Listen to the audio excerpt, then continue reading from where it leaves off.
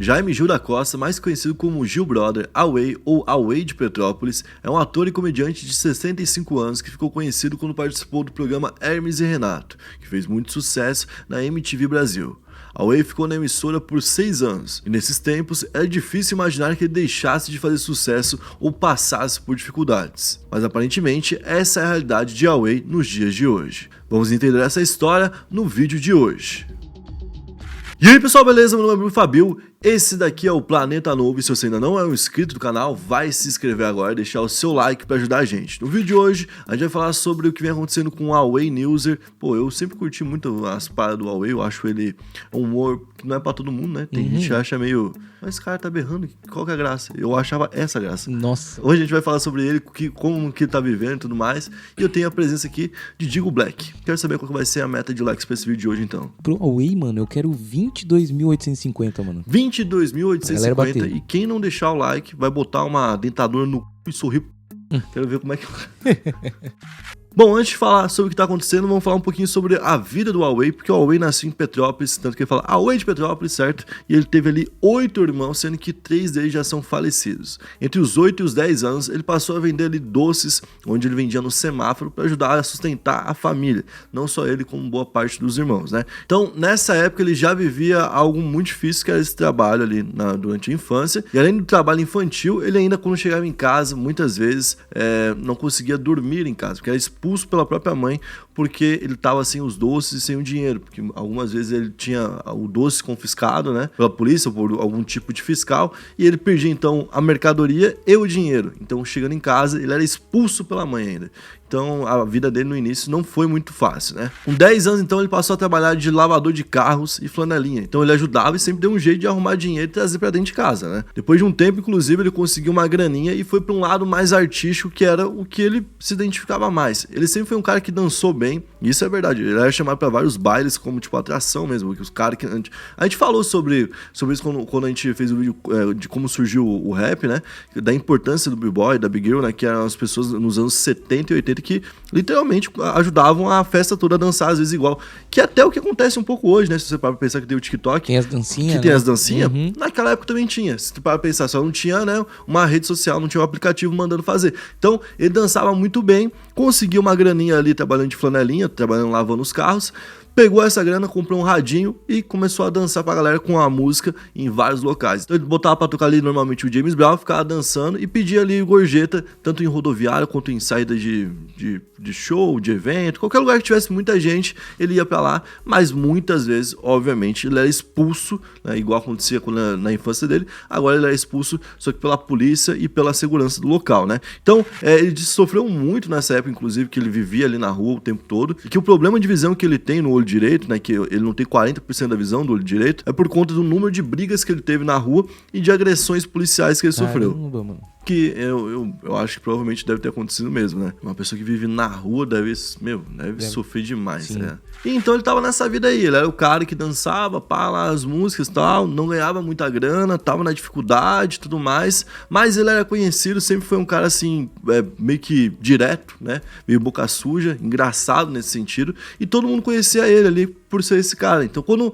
o Hermes e Renato surgiu, na época, por coincidência, o Away era conhecido da galera, porque ele era um personagem de Petrópolis. Eu conheci até os pais de algumas pessoas que eram do Hermes e Renato e chamaram ele pra fazer uma espécie de chamada ali pra MTV. Ele ia fazer vem assistir o Hermes e Renato, de uma forma engraçada, e deu certo, e a galera curtiu. Falou, pô, quem que é esse cara, esse maluco que tá aparecendo? Botaram ele então pra participar do programa direto. Ele apareceu dentro do Hermes e Renato. Gostaram de novo. Então falaram, pô, agora tu vai ser contratado e tu vai vir em definitivo pra trabalhar com a gente. Tiraram ele de Petrópolis, lá no Rio de Janeiro, na Serra, né? E mandaram então pra São Paulo, onde era gravado o programa. Na época, ele começou a participar de vários quadros que já existiam, né, dentro do Hermes e Renato, mas também teve os próprios quadros, como por exemplo, o Cozinha do Away, né? No final de 2008, então, ele abandonou o programa, na época com treta. Ele falava que não tava mais se entendendo direito com alguns membros do grupo e que, inclusive, ele tava incomodado por não receber o salário que ele achava que merecia. Inclusive, Inclusive, cara, eu até vi eles falando sobre isso depois. Eu acho que nenhum deles recebeu o salário que merecia. Eles recebiam realmente muito pouco. Era um papo de, sei lá, R$2.000 pra cada um. E os caras estouraram na TV. E os caras faziam muito sucesso. Fazia muito sucesso, tá ligado? Tipo, era um negócio que todo mundo via no Brasil. Então, não fazia muito sentido. Mas, como eles vieram de um amadorismo, de uma produção amadora, né? Eles não tiveram tanta valorização. Talvez por isso que não chegou no bolso do Huawei, porque na época realmente não tinha muita coisa pra chegar, entendeu? E o Huawei também disse que não era tratado da forma correta ou da forma que ele queria pelo pessoal que é do Hermes e Renato, e por isso ele entrou na justiça contra o grupo, né? O grupo, inclusive, sempre falou dele ali como um cara engraçado e tudo mais, mas que teve essa pequena aqui desavença em algum momento, né? Então ele ficou um tempo ali meio que sem fazer muita coisa. Ele, inclusive, foi convidado para alguns programas de TV pra trabalhar. Nessa época ainda tinha bastante programa de humor na TV, né? Então ele foi chamado pro Pânico e tudo mais, mas ele só fez participações, nunca fechou com nenhum programa, muito porque ele não queria também ser censurado, porque na TV ele teria que ser censurado e ele fala coisas absurdas mesmo, né? Então falaram, pô, tem que ir pra internet. Em abril de 2015 ele foi pro YouTube, criou um canal no YouTube, e esse canal dele que já passou por vlog, já passou por jornal, todo tipo de conteúdo, hoje tem mais de 900 mil inscritos e tem vários vídeos com um bom número de visualizações, ou seja, mostrou ali, deixou claro que ele tinha um público, mesmo que não fosse, não é o Whindersson, não é nada do tipo, mas ele tinha um público pra tirar uma verba, pra ele se manter, né? Ele poderia, inclusive, estar vivendo dessa verba. Só que esse canal dele já tá abandonado há um bom tempo, e o último vídeo postado foi há 9 meses atrás, e nem é um vídeo, é um shorts, é só um negocinho, um storyzinho, né? E se você vai pro Instagram dele, que a conta é Huawei Oficial, ele tem 400 mil seguidores lá também, é bastante, né? E o último post dele é de 2020. Parece até que o Huawei se aposentou. Tem até um negócio engraçado que a gente foi tentar chamar o Huawei pro Cometa, no ano passado, o Cometa Podcast, e foi mais ou menos por agora, né? Setembro, mais ou menos, foi? Agosto, era agosto, eu lembrei. Isso foi em agosto. E aí era pra gente chamar ele até agosto, ele ia no Flow, lembra? Sim.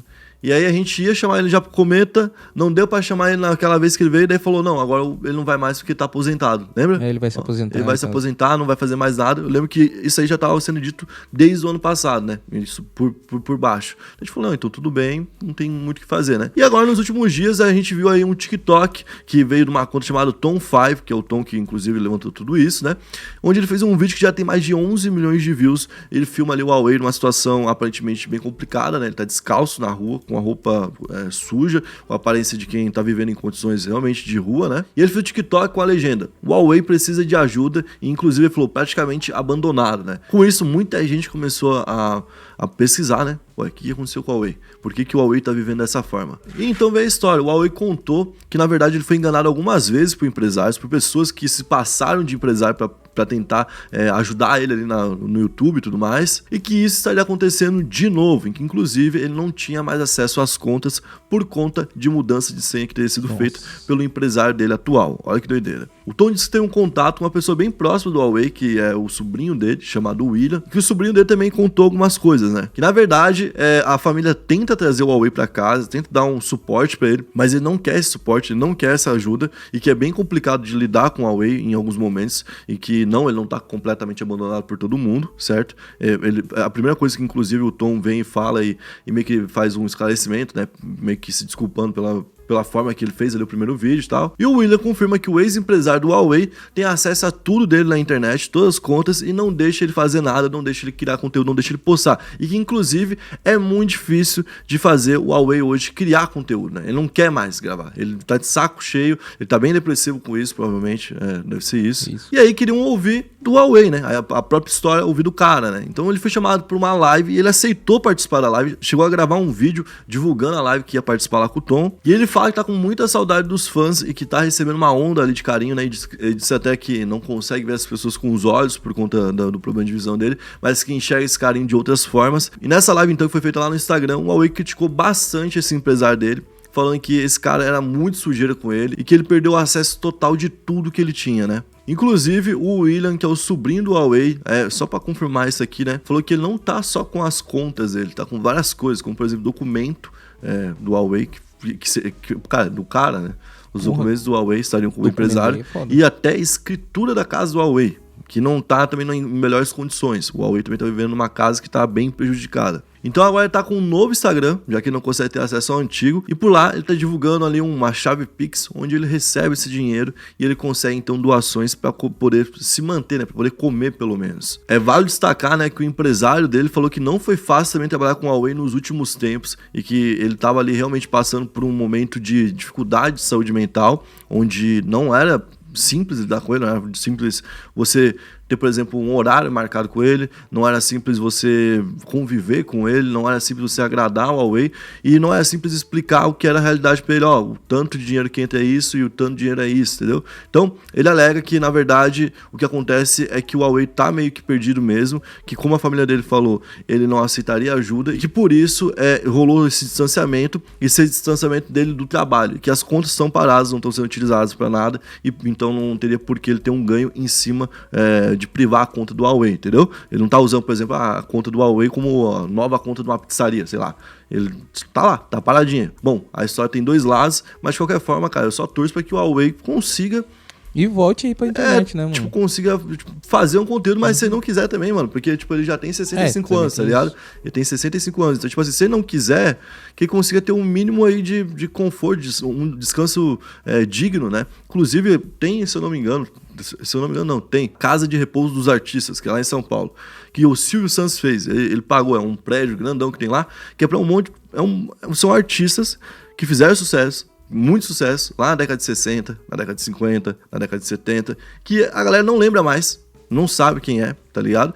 E que pra onde vai essa galera? Se não tem mais dinheiro, né? Não tem mais dinheiro, não tem mais o que fazer. O Silvio Santos então criou esse lugar lá e os caras vivem por lá. Entendeu? Então, eu sei que existe isso. O Huawei talvez seria até um caso de ir pra um local assim, tá ligado? Viver com outros artistas e tudo mais. Ou então, se ele estiver no pique de produzir, chamar ele pra participar. Porque, por exemplo, quando ele vai no Danilo Gentili, até hoje, né? Hoje em dia, aumenta as views. Você pode ver lá. Tem acho que é o Zasco Connection, o Anguera Connection, que é o quadro, né? Quando ele participa, tem mais view do que quando ele não participa. Então, o cara dá audiência, certo? E ele tem um lugar na TV, que é um cara que chama ele, que é o Danilo Gentili. Então, talvez ali não dê pra deixar ele milionário, mas ele vai ganhar um dinheirinho ali por estar participando, já é algo pra ele começar de volta e começar a guardar para daqui a pouco tá podendo descansar, aí realmente descansar, né?